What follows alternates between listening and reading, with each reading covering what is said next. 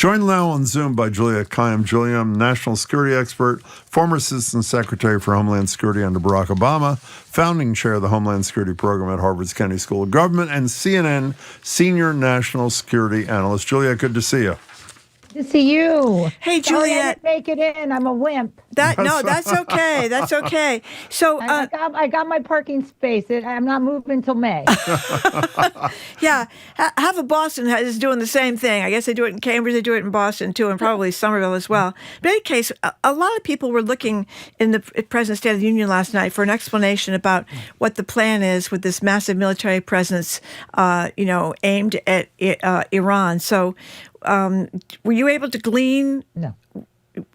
Okay. No, I mean, I sort of watched it for that purpose. It was 2 minutes, maybe less than 2 minutes long. To be clear, the amassing is exactly the right word. It's a mass of military assets that have been deployed to the area with no explanation. My understanding or some reporting is that there's been some briefings to the Gang of Eight, which is the Intelligence Committee heads, Republicans and Democrats.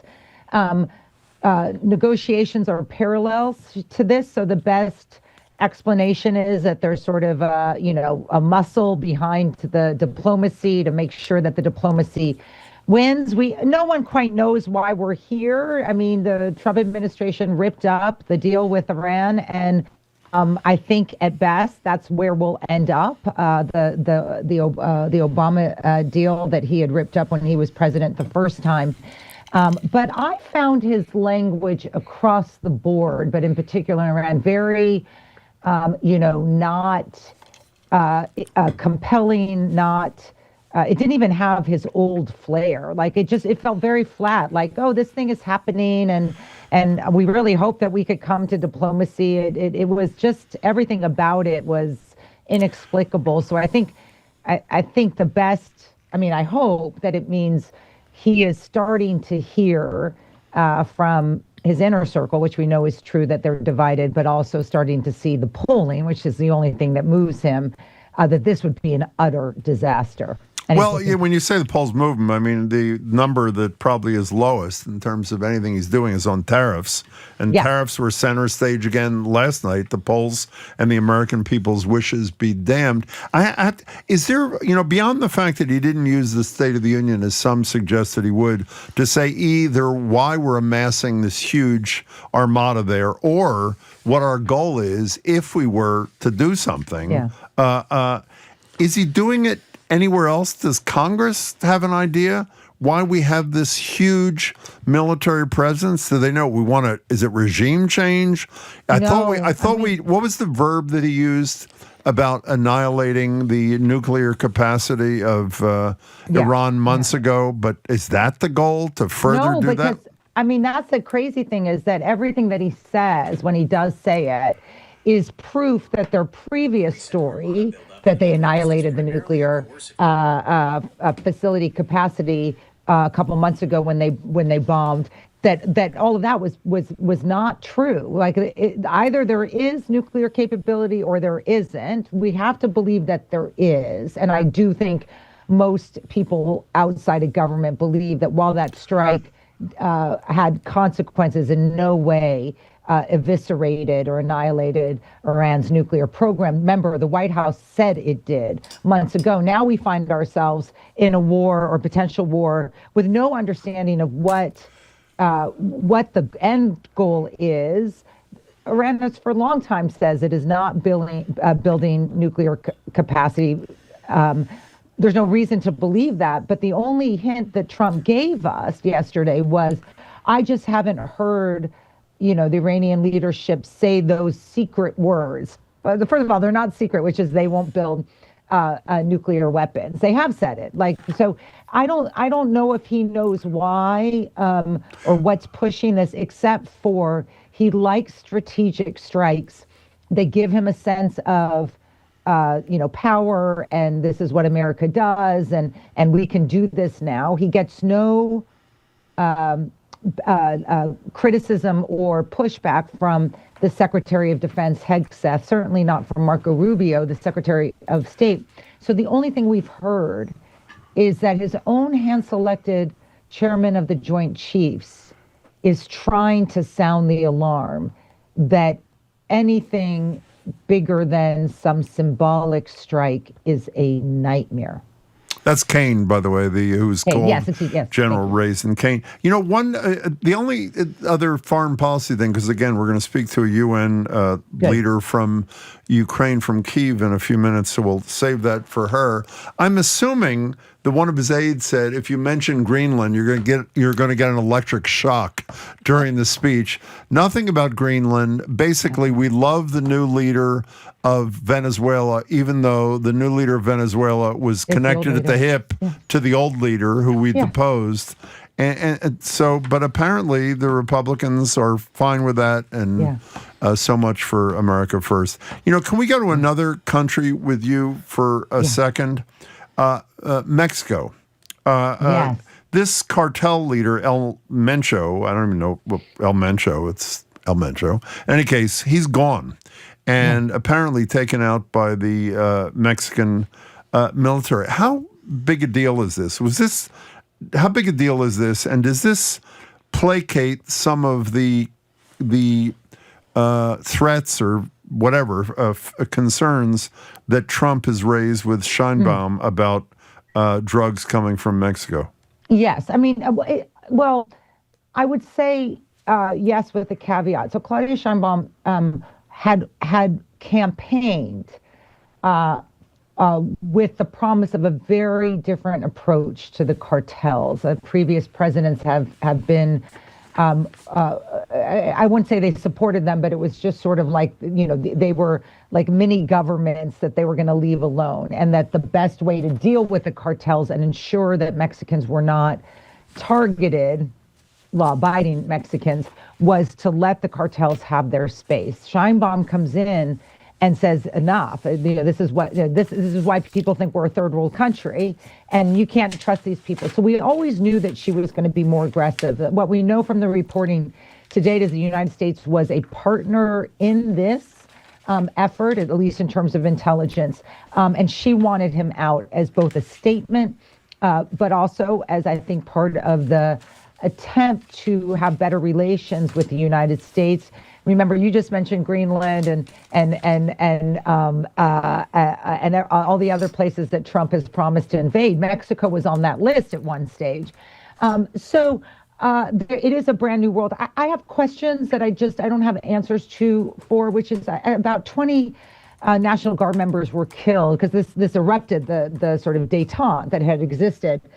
And I was sort of surprised that they seemed not aware that was going to be the reaction. I'm very curious about, you know, sort of who knew what, and were they ready for whatever the reaction was.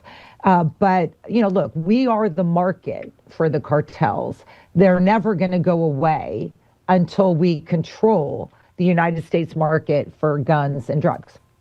Yeah, we're going to talk to Christopher Muther, the Globe travel writer, who was stuck in Puerto Vallarta. It That's was a pretty scary very, story. very scary, seeing these fires, you know, and smelling the smoke, and people being told to shelter in place, and going into a supermarket. We think things are bad here. He said he was 2 hours in the checkout line at the supermarket because they were running out of food in the hotel. I mean, very scary. And needless to say, this is going to hurt tourism in Mexico. I think he's with us Friday, actually.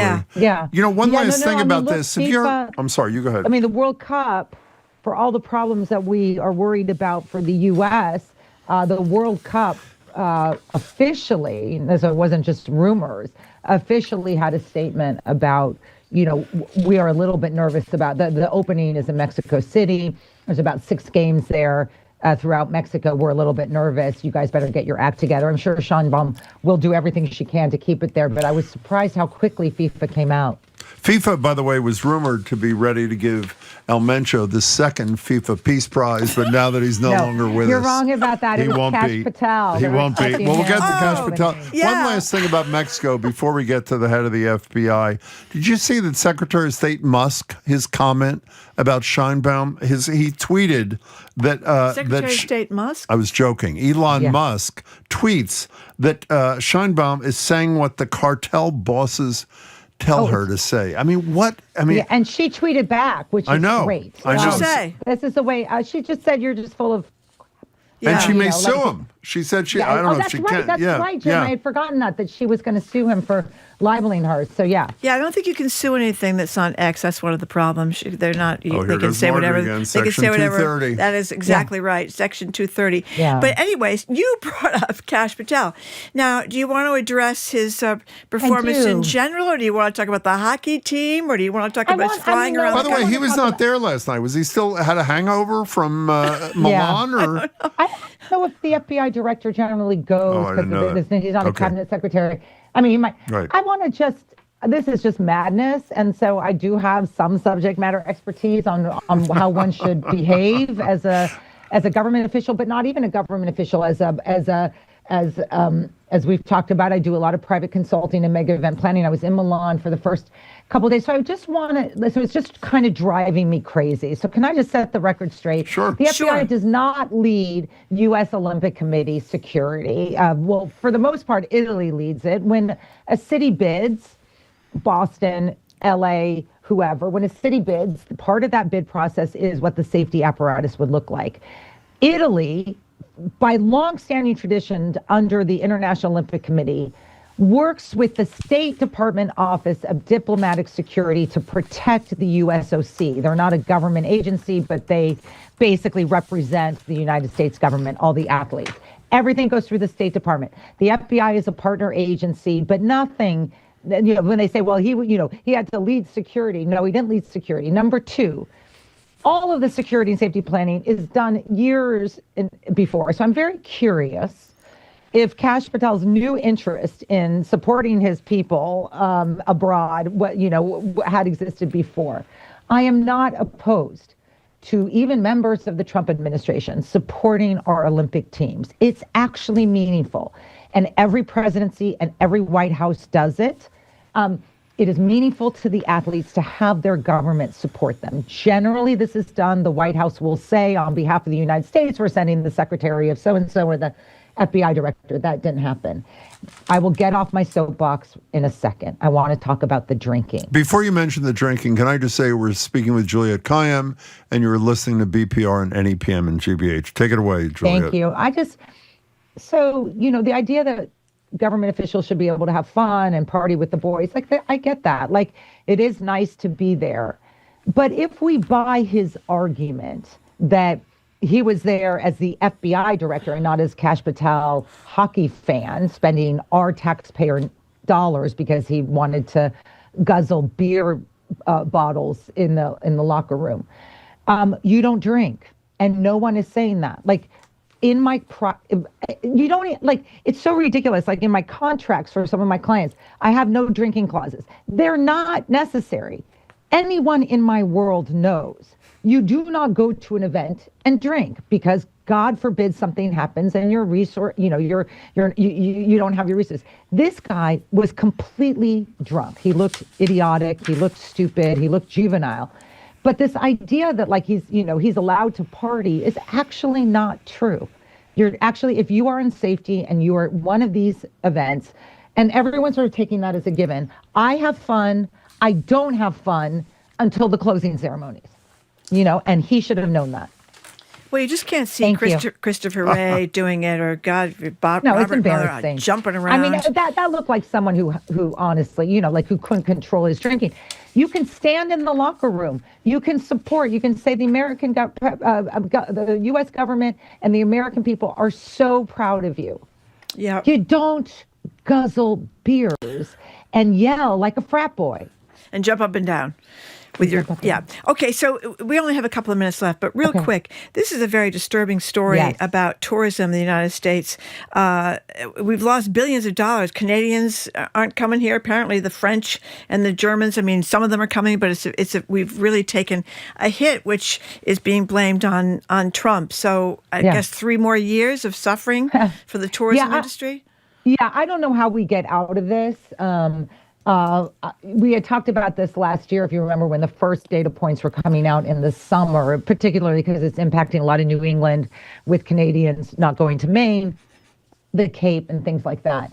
And essentially, whatever Trump says, is not believable to foreign audiences who are seeing and hearing stories of people with valid visas being sent to Alligator Alley. There's a new one out of Britain where a grandmother was held for 5 weeks, a grandmother who was on a cross-country trip, and they don't do anything to explain anything to get her out of there. I mean, so those stories are circulating in ways that we're not even seeing, like because we, it's all bad over here.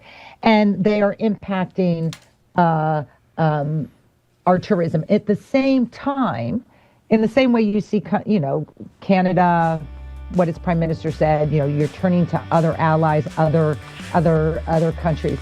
At the same time, other countries are taking advantage of this and pushing their tourism to other Europeans, Africans, and whatever else.